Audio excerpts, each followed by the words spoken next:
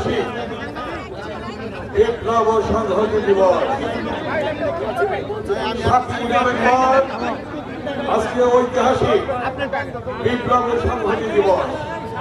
এই দিনে মহান স্বাধীনতার ঘোষক শহীদ রাষ্ট্রপতি জিয়াউর রহমানকে ক্যান্টনমেন্ট থেকে মুক্ত করেছিল সিপাহী জনতা। সিপাহী জনতার স্বতঃস্ফূর্ত শান্তিপূর্ণ রক্তপাতহীন বিপ্লবের মধ্য দিয়ে শহীদ রাষ্ট্রপতিকে ক্ষমতায় আসীন করেছিল এই বাংলাদেশের সিপাহী জনতা। শহীদ রাষ্ট্রপতি জিয়াউর রহমান ক্ষমতায় এসে 7ই নভেম্বরের যে চেতনা, সিপাহী জনতা ঐক্যবদ্ধভাবে একদলীয় শাসন ব্যবস্থা গুম খুনের বিরুদ্ধে ঐক্যবদ্ধভাবে কাজ করেছিল এবং সেই ঐক্য হয়েছিল সিপাহী জনতার ঐক্য, জনগণের ঐক্য। সেই ঐক্যবদ্ধ সিপাহী জনতা একদলীয় শাসনের মূল উৎপাদন করেছিল। শহীদ রাষ্ট্রপতি জিয়াউর রহমান বহুদলীয় গণতন্ত্র প্রবর্তন করেছিলেন।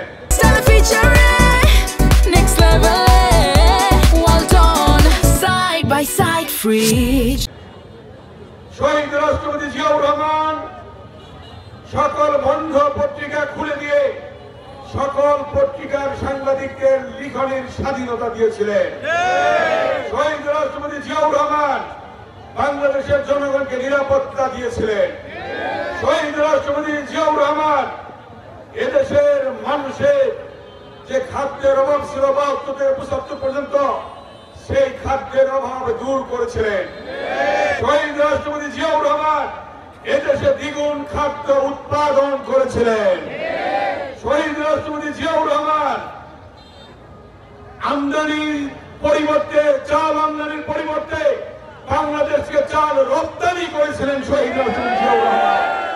সেই ঐতিহাসিক 7ই নভেম্বর ছাত্র জনতা, সিপাহী জনতা, শ্রমিক জনতা রক্তের বিনিময়ে তারা সেদিন বলেছিল যে আমরা ঐক্যবদ্ধ। সেই ঐক্যবদ্ধ জাতি সে ছিল শহীদ রাষ্ট্রপতি জিয়াউর রহমান। সেই ঐক্যবদ্ধ জাতি আজকে কি অবস্থায় দাঁড়িয়েছে আপনারা জানেন। আজকেও আপনারা দেখেছেন দীর্ঘ 16টি বছর বাংলাদেশের জনগণের মুখ স্বাধীনতা হরণ করেছিল। তাদের কথা বলার অধিকার ছিল না, সংবাদ তথ্যের স্বাধীনতা ছিল না, মানবাধিকার ছিল না, ভোটের অধিকার ছিল না। বাংলাদেশের জনগণ আবার ঐক্যবদ্ধ হলো। যেমনি ভাবে 1971 সালে 26-25 মার্চ আপনার পাকিস্তানি হানাদার বাহিনী আক্রমণ করেছিল, শহীদ রাষ্ট্রপতি জিয়াউর রহমান চট্টগ্রামের সেই কালুরঘাট বেতার কেন্দ্র থেকে স্বাধীনতার ঘোষণা দিয়েছিলেন। জিয়া পরিবার থেকে স্বাধীনতার ঘোষণা এসেছিল। আপনারা জানেন স্বৈরাচারের যখন ক্ষমতা দখল করে তখন দেশকে বেগম খালেদা জিয়া দীর্ঘ 9 বছর আন্দোলন করে শহীদদের রক্তের বিনিময়ে বেগম খালেদা জিয়া এনেছিলেন বাংলাদেশে গণতন্ত্র।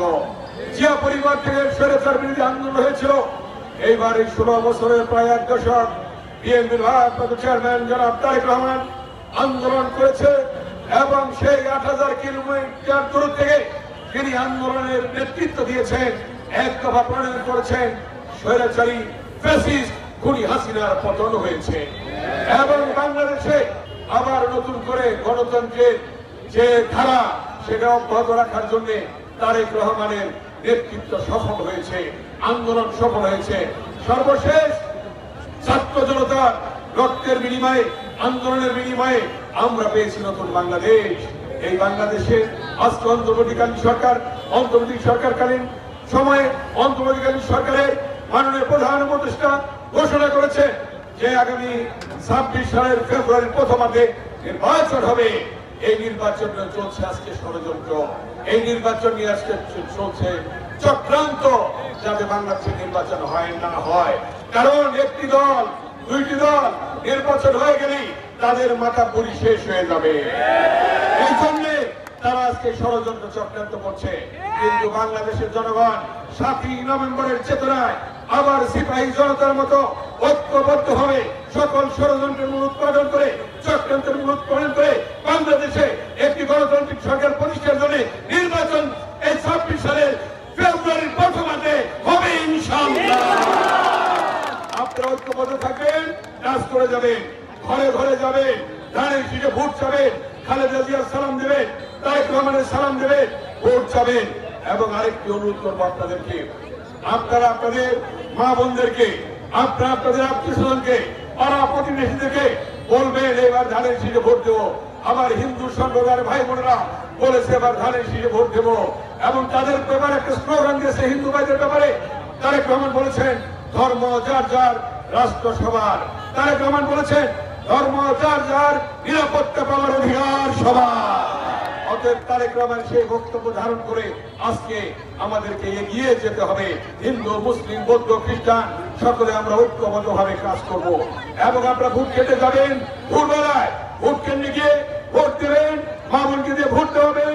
ভোট দেওয়ার পরে কেন্দ্র অতন্ত্র প্রহরীর মতো পাহারা দেবেন। আপনারা পাহারা দিয়ে ভোটের ফলাফল নিয়ে তারপরে কেন্দ্র থেকে যাবেন। আপনারা এর আগে কেন্দ্র থেকে যাবেন না, কারণ সকল ষড়যন্ত্রের মূল উৎপাদন করতে হবে ইনশাল্লাহ।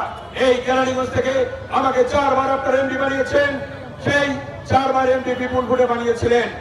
32,000 ভোটের ব্যবধানে প্রথম বানিয়েছিলেন, তারপরে বিনা প্রতিদ্বন্দ্বিতা বানিয়েছিলেন, তারপরে 72,000 ভোটের ব্যবধানে আমার এমপি করেছিলেন, তারপরে সর্বশেষ 82,000 ভোটের ব্যবধানে আমাকে এমপি করেছেন।